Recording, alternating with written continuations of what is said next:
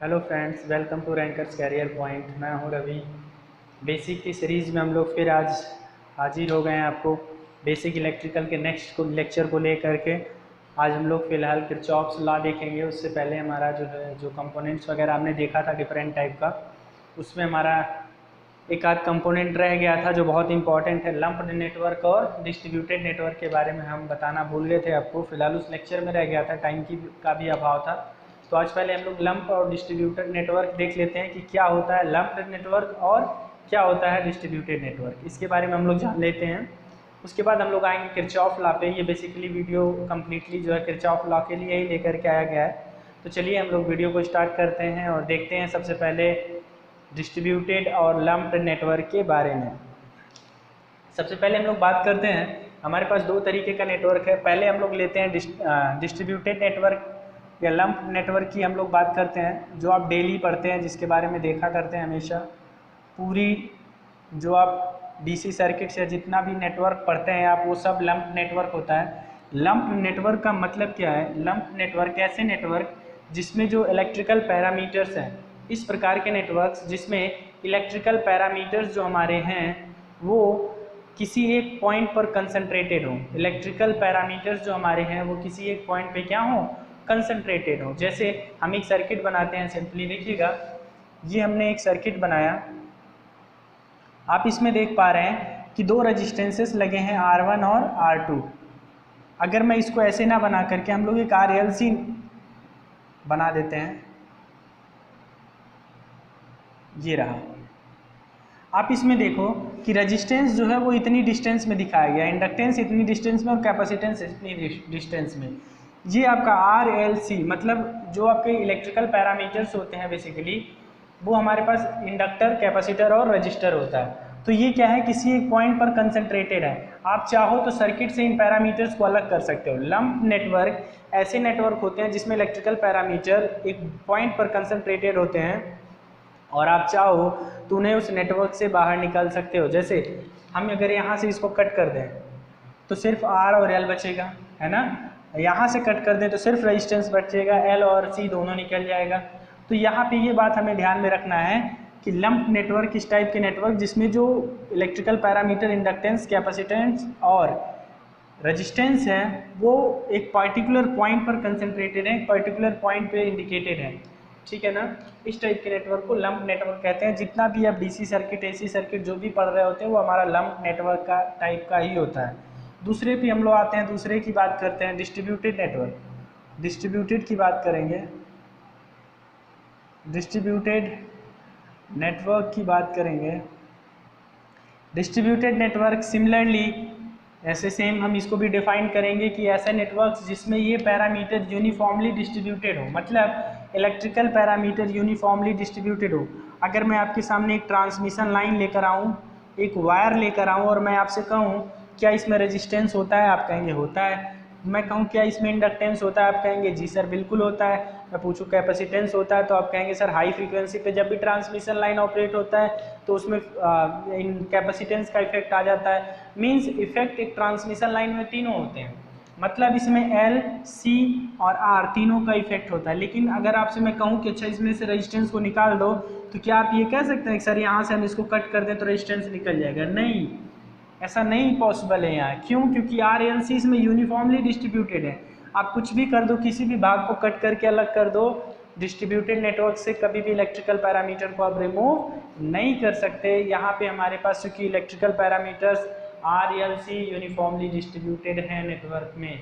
तो I hope इतनी बातें आपको क्लियर हो गई होंगी फिलहाल लंप नेटवर्क और डिस्ट्रीब्यूटेड नेटवर्क से। तो ये एक बेसिक सा हमारा आइडिया था, हमने सोचा इसको आपको क्लियर करा दें, छोटा सा एग्जाम्पल फिलहाल लेकर के। और डिस्ट्रीब्यूटेड नेटवर्क का बेसिक एग्जांपल आप जानते हैं, जितने भी वायर होते हैं डिस्ट्रीब्यूटेड नेटवर्क होते हैं, जितनी भी ट्रांसमिशन लाइन आप देखते हैं सब डिस्ट्रीब्यूटेड नेटवर्क में ही आते हैं, ठीक है ना। तो ये सब जितने भी केबल्स आप देखते हैं ये सब डिस्ट्रीब्यूटेड नेटवर्क। तो आई होप आपको जो है लंप्ड और डिस्ट्रीब्यूटेड नेटवर्क क्लियर हुआ होगा। चलिए हम लोग चलते हैं, अगला हमारा जो है किरचॉफ लॉ। किरचॉफ लॉ की हम लोग बात करते हैं। किरचॉफ लॉ क्या है भाई? ओम्स लॉ तो आपने पढ़ा है, ओम्स लॉ के बारे में बहुत कुछ देखा भी है। अभी हम लोग किरचॉफ लॉ के बारे में पढ़ने जा रहे हैं, तो चलिए देखते हैं।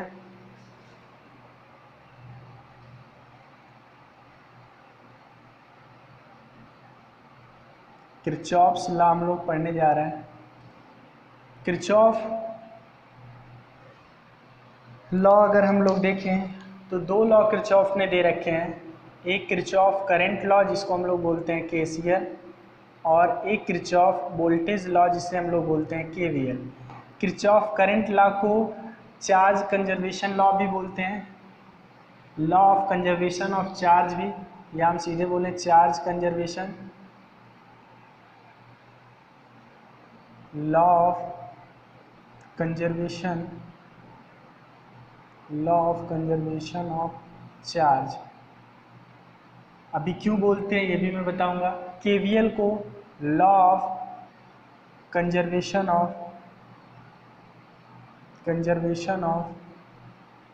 एनर्जी क्यों बोलते हैं ये भी हम लोग देखेंगे, ठीक है ना। तो केवीएल और केसीएल मतलब किरचॉफ ने दो नियम दिए, एक धारा नियम और एक वोल्टता नियम, मतलब Kirchhoff current law, Kirchhoff voltage law. अब सबसे पहले हम लोग बात करेंगे किरचॉफ करंट लॉ की। किसकी बात करेंगे भाई? किरचॉफ करंट लॉ की हम लोग बात करने वाले हैं। Kirchhoff current law. केसीएल क्या कहता है भाई? केसीएल कहता है सर्किट के किसी भी जंक्शन पर, इसको समझने के लिए हमें एक सर्किट हमारे पास होना अनिवार्य है। हम सिंपली एक सिंपल सा सर्किट ले लेते हैं। हमने एक सर्किट ले लिया। किरचॉफ करंट लॉ कहता है कि सर्किट के किसी भी जंक्शन पर, मान लीजिए हमने ये सबसे बिजी जंक्शन हमने लिया, किसी भी नोड पर मिलने वाली समस्त धाराओं का बीजगणितीय योग शून्य होता है। मतलब जितनी भी धाराएं किसी एक जंक्शन पर की, जितनी भी करंट्स किसी एक जंक्शन पर मिल रही होती हैं एक सर्किट्स के, उनका जो अलजेब्रिक सम होता है वो हमारा क्या होता है? ज़ीरो होता है। Means all the currents meeting at a point of a circuit junction, उनका जो अलजेब्रिक सम होगा वो क्या होने वाला है? ज़ीरो। मान लीजिए ये एक जंक्शन है, बहुत सारी करंट है, यहाँ पे I1 है, I2 है, I3 है, I4 है, I5 है, I6 है, I7 है, ठीक है ना। अब यहाँ पे जो करंट का जो सम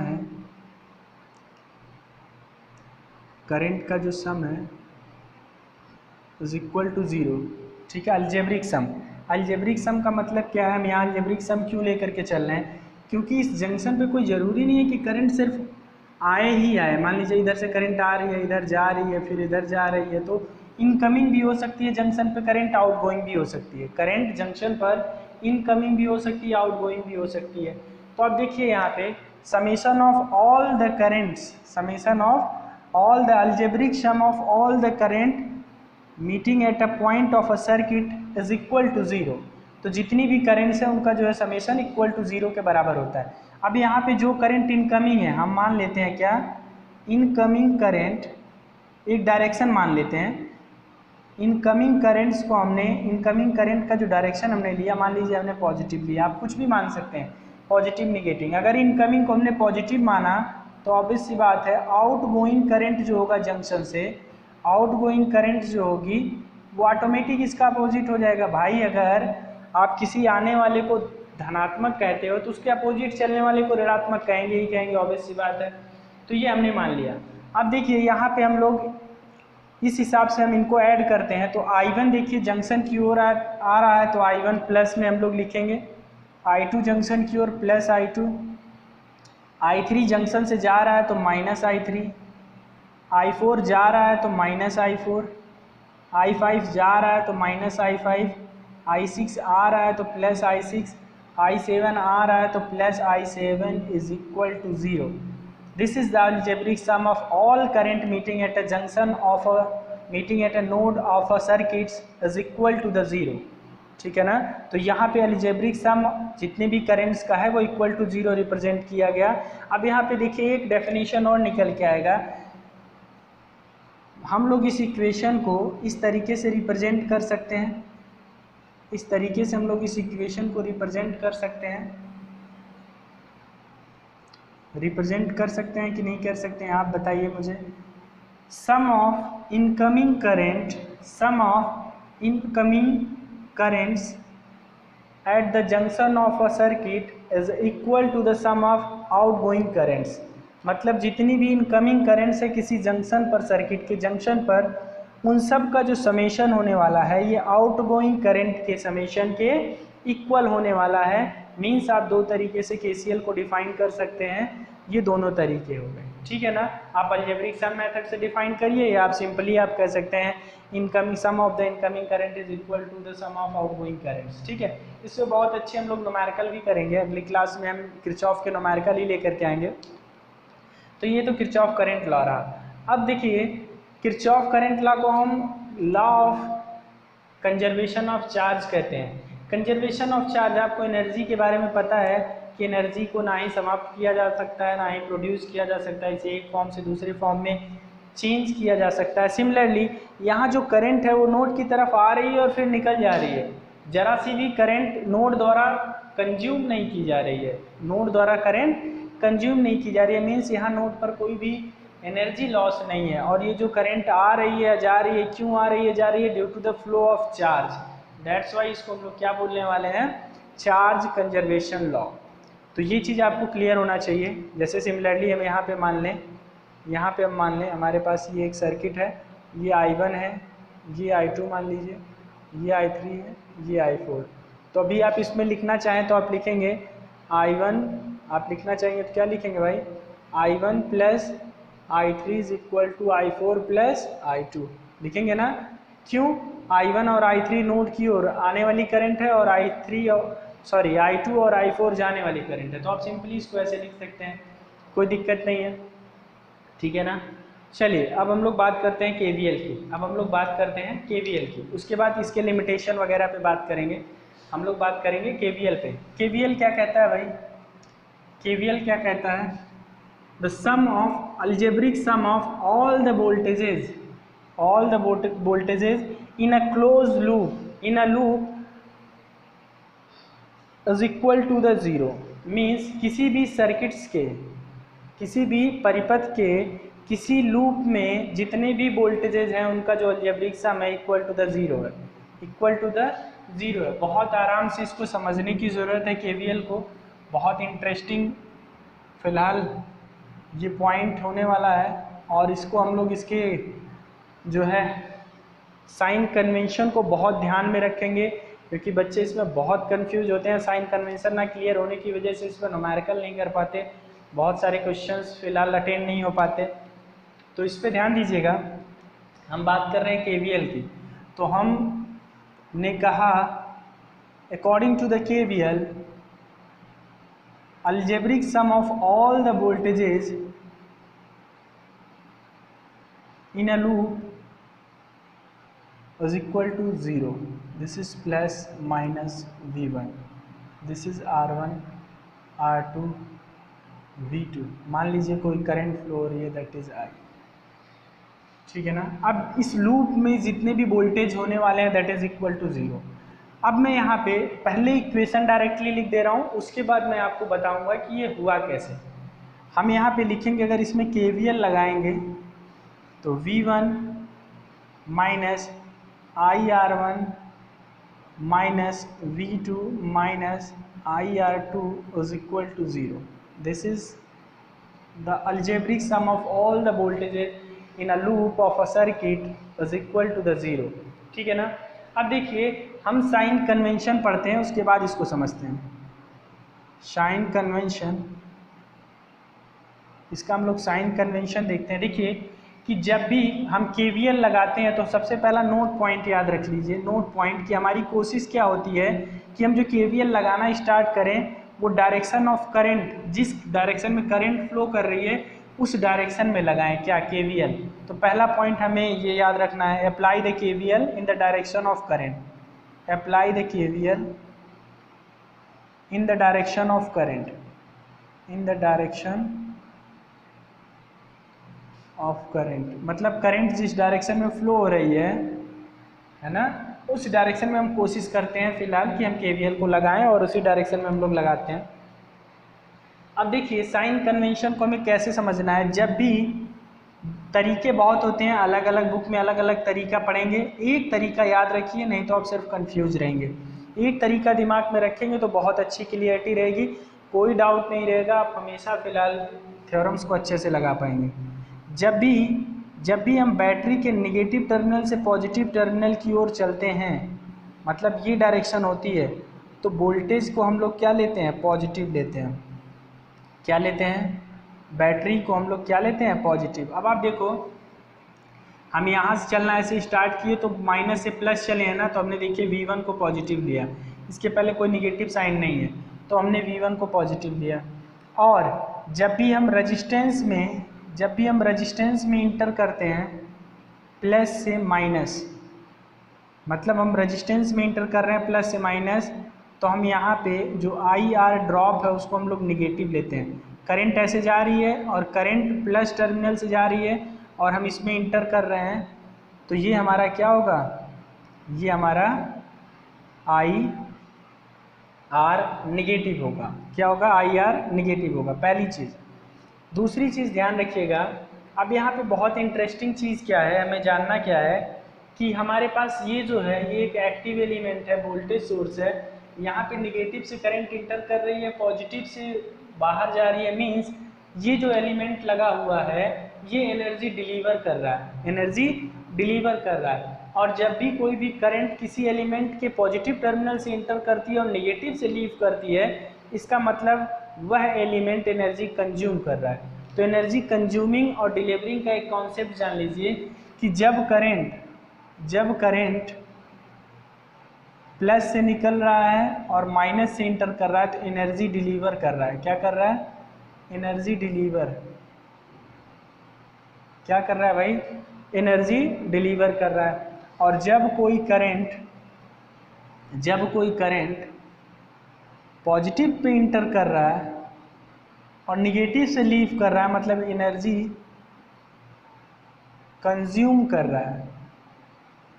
सिमिलरली ऐसे रेजिस्टेंस के केस में भी होता है, और रेजिस्टेंस आपको पता है कि एक एनर्जी कंज्यूमिंग डिवाइस है।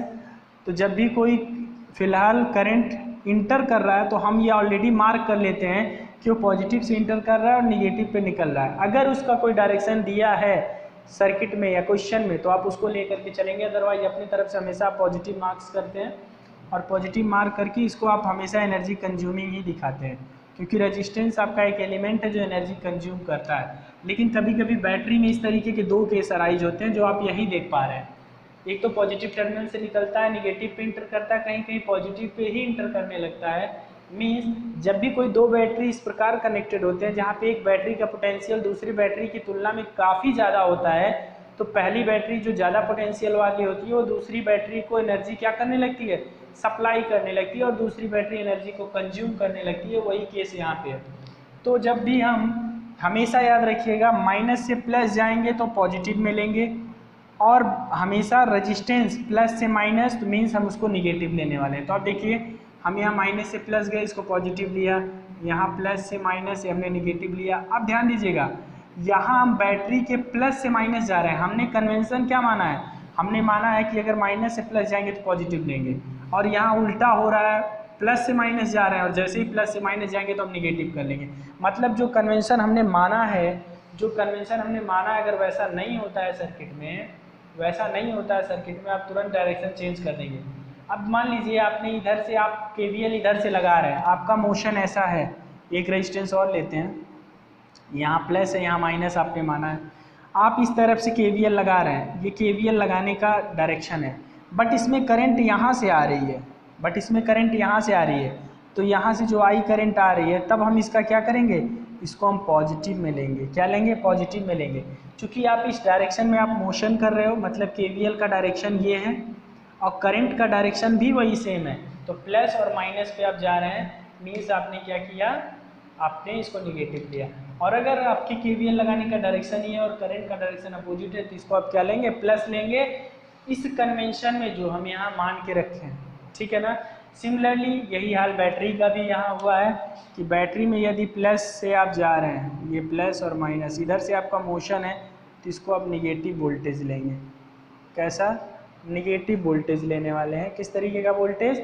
निगेटिव वोल्टेज आपको क्लियर होना चाहिए। तो ये आपका क्लियर है, ये आपको क्लियर है, ये साइन कन्वेंशन आपको बहुत अच्छे से आना चाहिए, तभी आप केवीएल कहीं पे हैंडल कर पाएंगे और आपको क्वेश्चन लगाने में दिक्कत नहीं होगी। सबसे इम्पॉर्टेंट बात यही है। अब इसके अपोजिट भी कहीं कहीं मान के चलता है। अब अपोजिट क्या मानता है, देखिए अपोजिट क्या मान के चलता है, मैं आपको बता दूं।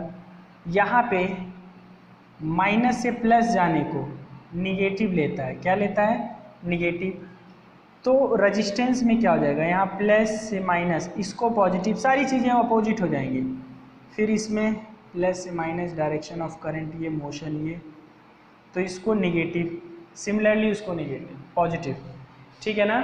तो जो चीज़ अगर यहाँ पे अगर इसने इसको निगेटिव माना कि हम निगेटिव से पॉजिटिव जा रहे हैं, हम इसको निगेटिव लेंगे, तो बाकी जो जितने केसेस हैं उसका अपोजिट हो जाएगा तुरंत, ठीक है ना।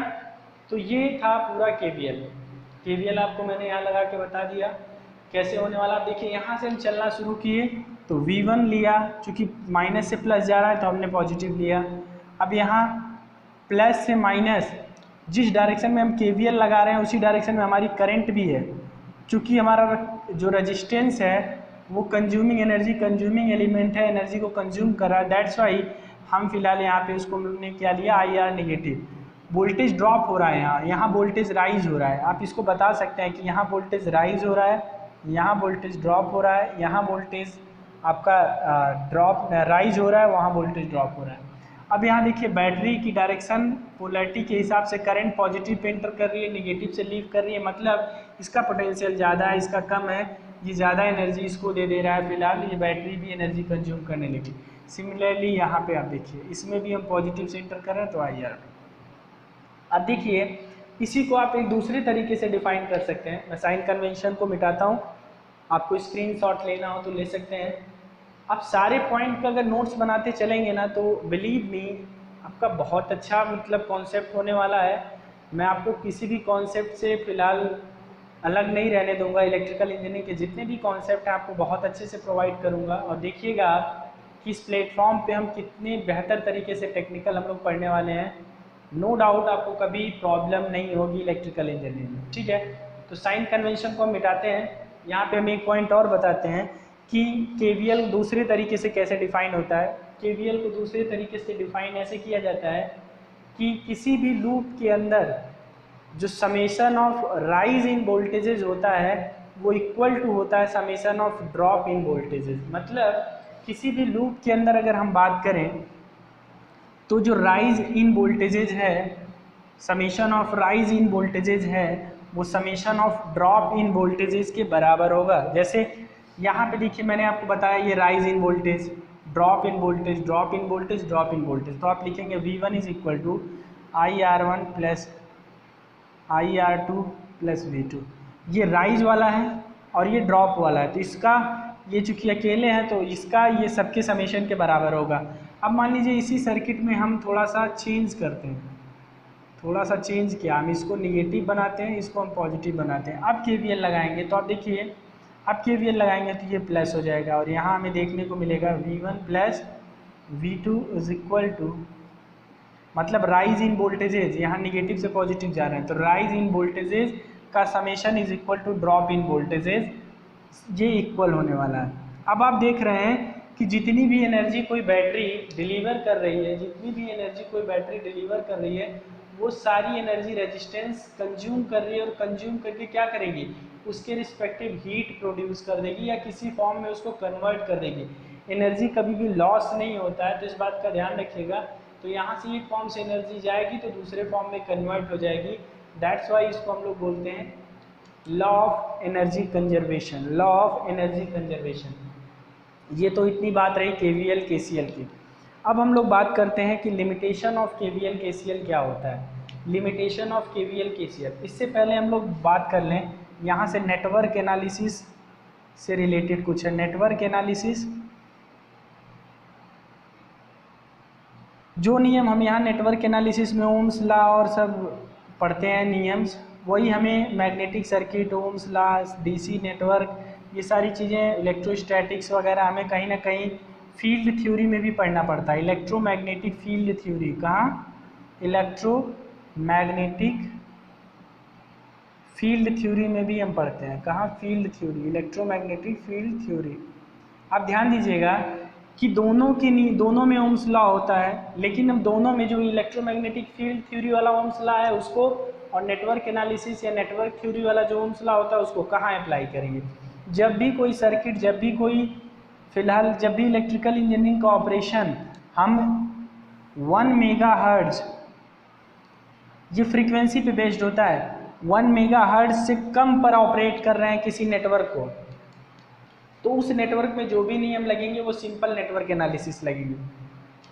और अगर 1 मेगाहर्ट्ज से ज़्यादा पर सर्किट ऑपरेट हो रहा है तो वहाँ जो नेटवर्क एनालिसिस है वो हमारा फेल हो जाता है। तो वहाँ हम electromagnetic field theory means EMFT, हम लोग मैग्नेटिक थ्योरी, वहाँ पे जो हमारा EMFT है, इलेक्ट्रोमैग्नेटिक फील्ड थ्योरी का हम लोग कॉन्सेप्ट वहाँ अप्लाई करते हैं। तो इस चीज़ को आप ध्यान रखेंगे। लिमिटेशन ऑफ KVL KCL हम लोग सीधे किरचॉफ लॉ देखते हैं। लिमिटेशंस क्या क्या है इसके?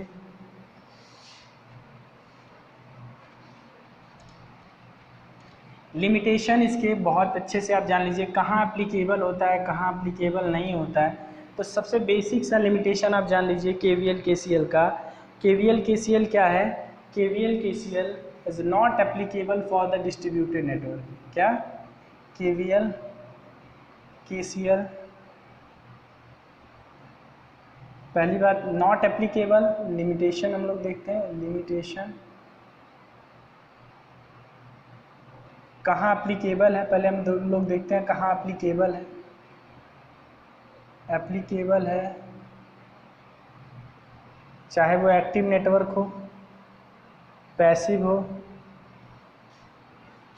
लीनियर हो, नॉन लीनियर हो, ठीक है, यूनिलेटरल, बाईलेटरल, जो भी हमारे पास active, passive, linear, non linear, time variant, time variant,